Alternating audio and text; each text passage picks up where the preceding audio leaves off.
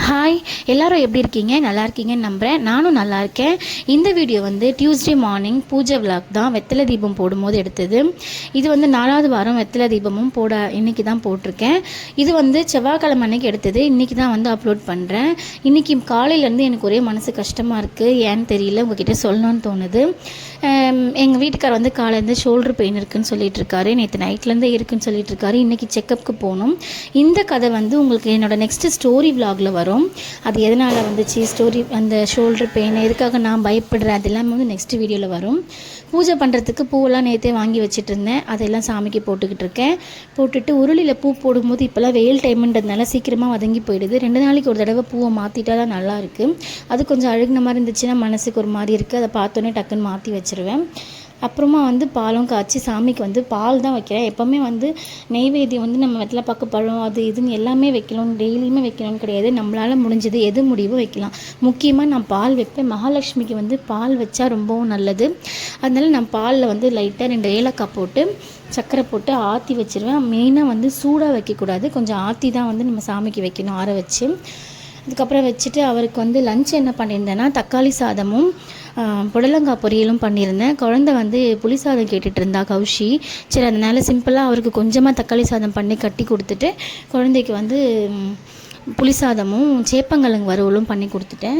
எல்லாமே சமையல் முடிச்சுட்டு பூஜையும் முடிச்சுட்டு சாப்பிட உட்காரும்போது நான் 1 மணி ஆகிடுச்சு. 12 கிடையாது, 1 மணி ஆகிடுச்சு. ஏன்னா இப்போ வந்து நான் செவ்வாய்க்கிழமையில் பூஜை பண்ணுறதுனால காலையிலே வந்து காலையில் சாப்பிட்றது கிடையாது. மதியம் மட்டும் தான் லஞ்ச் எடுத்துக்கிறேன். அதனால் வந்து காலையில் எல்லா வேலையும் முடிச்சுட்டு மதியம் சாப்பிடும்போது ரொம்ப நிம்மதியாகவும் இருக்குது. அந்த நமக்கு விரதம் இருக்கான்னு சொன்னாலே அந்த பசி கூட எடுக்க மாட்டேங்குது. இன்றைக்கி வந்து நிம்மதியாக சாமி கும்பிட்டு சாப்பாடும் சாப்பிட்டுட்டேன். கொஞ்சம் தைக்கிற வேலை இருந்துச்சு, அது தைக்கணும். இனிமேல் தான் வந்து அது எதுவும் முடிக்கணும். சில பேர் வந்து கேட்டுருந்தாங்க, என்ன உங்களுக்கு இன்கம் வருதான்ட்டு. இன்கம்லாம் எதுவுமே வரலை. எனக்கு இன்னும் வந்து மானிட்டைசேஷனே ஆகலை. நான் வீடியோஸ் போட்டுட்ருக்கேன், போட்டு ஒரு 2 வருஷம் மேலே ஆகுது. என்றைக்கு கடவுள் நமக்கு கொடுப்பாரோ கொடுக்கட்டும்னு சொல்லிட்டு பொறுமையாக போட்டுக்கிட்டு இருக்கேன். நிறைய பேர் என்னை வழியில் கூட பார்த்துட்டு கேட்குறாங்க. சில பேருக்கு இப்போ என்னோடய வீடியோஸும் போய் சேருதுன்னு நினைக்கிறேன். பார்த்துட்டு நம்ம சேனலை சப்போர்ட் பண்ணுங்கள், சப்ஸ்கிரைப் பண்ணிக்கோங்க.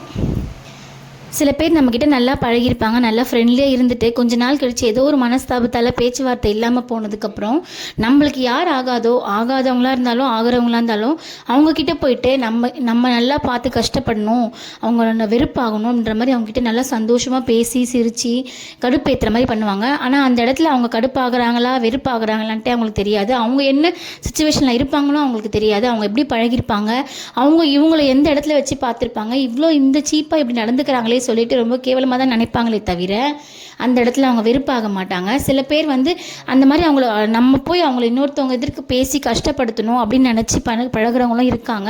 அந்த மாதிரி இருக்கிறவங்க கிட்ட வந்து நம்ம வந்து பேசுகிறதே ரொம்ப சீப்பான மென்டாலிட்டியாக இருக்கும். அவங்களுக்கு பேசவே விட்டுடணும். அப்படிப்பட்டவங்களை உங்களோட லைஃப்பில் நீங்கள் பார்த்துருக்கீங்கன்னா எனக்கு கமெண்ட் பண்ணுங்கள். நான் இந்த மாதிரி பார்த்ததில்லை, சில பேர் சொல்லி கேள்விப்பட்டிருக்கேன். உடனே நான் தான் யாரையோ சொல்கிறேன்னு நினச்சி என்ன சார்ந்தவங்களும் எடுத்துக்கிறாங்க. அப்படி கிடையாது. அந்த மாதிரி ஏதாவது யாராவது சொல்லியிருப்பாங்களே என்கிட்ட என் காதில் கேட்டிருக்கோம். அந்த விஷயத்தை தான் நான் உங்களுக்கு ஷேர் பண்ணுறேன். உங்களுக்கு தெரிஞ்சதுன்னா உங்களுக்கு அந்த மாதிரி லைஃப்பில் யாராவது இருக்காங்க அந்த மாதிரி ஒரு பர்சன் அப்படின்னா கமெண்ட்டில் சொல்லுங்கள். ஸ்கூல் வந்து லீவ் வந்து விட்ட மாதிரியே விட்டாங்க. ஆனால் இப்போ உடனே ஸ்கூல் திறக்கிற மாதிரி இருக்குது. ஜூன் 2. எல்லோரும் ஸ்கூலுக்கு ரெடி